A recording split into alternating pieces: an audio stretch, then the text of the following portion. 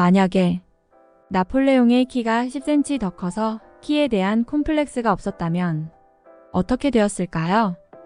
알려진 대로 나폴레옹은 코르시카 시골 출신이라는 점과 자신의 작은 키에 대한 컴플렉스 때문에 자신을 증명해 보이고자 했던 이유로 도전적이고 충동적이고 직선적, 독단적인 성격의 소유자였습니다. 그런 그가 키에 대한 컴플렉스가 해결되었다면 아마도 조금 더 계산적이고 신중한 성격이었을 것이고 자칫 무모해 보일 수 있는 도전에서도 한 번 더 생각해보는 성격이었을 거라 생각합니다.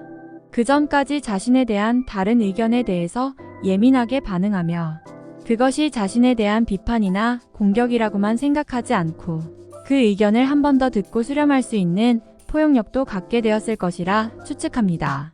MBTI로 보자면 나폴레옹은 통솔자인 ENTJ로 알려져 있으나 키가 큰 나폴레옹일 경우엔 모험적 사업가인 ESTP가 될 거라 예상합니다.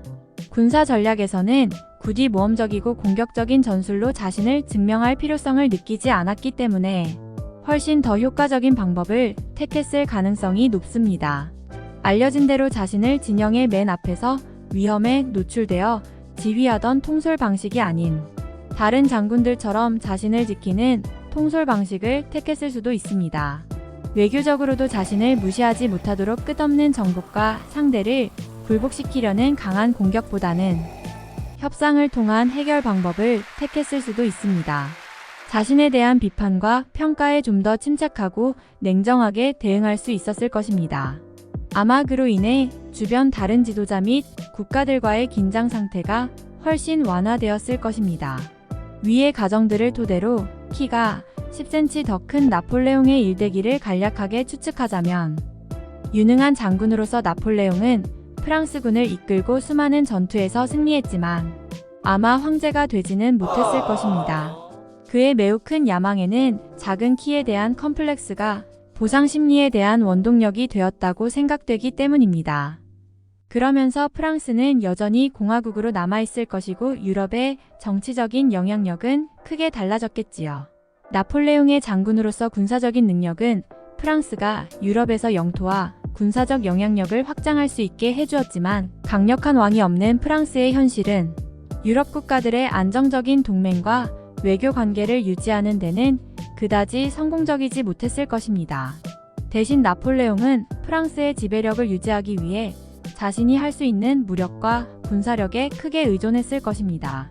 그 결과 유럽의 힘의 균형이 무너지고 프랑스의 이웃 국가들은 프랑스의 행동에 점점 더 붕괴하게 되고 이것은 결국 나폴레옹에게 실제로 일어났던 반프랑스 연합보다 훨씬 더 강하고 단합된 유럽 강대국의 반프랑스 연합으로 이어졌을 것입니다.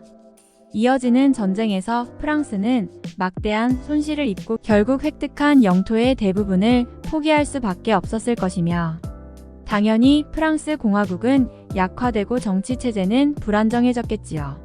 한편 나폴레옹은 계속해서 프랑스군을 이끌고 훌륭한 장군으로 두각을 나타내겠지만 황제는 되지 못한 채 생을 마감하게 될 것입니다. 하지만 그는 전술적 천재성과 전장에서의 대담한 리더십으로 존경받는 전설적인 인물이 되는 건 변하지 않을 것 같습니다. 지금까지 나폴레옹의 키가 10cm 더 컸다면 어떻게 되었을지 간단하게 이야기해보았습니다. 다음에도 더 재밌는 주제로 이야기할 것을 약속하면서 마치겠습니다. 영상의 주제와 관련된 여러분의 의견도 댓글로 달아주시면 감사하겠습니다. 시청해주셔서 감사합니다.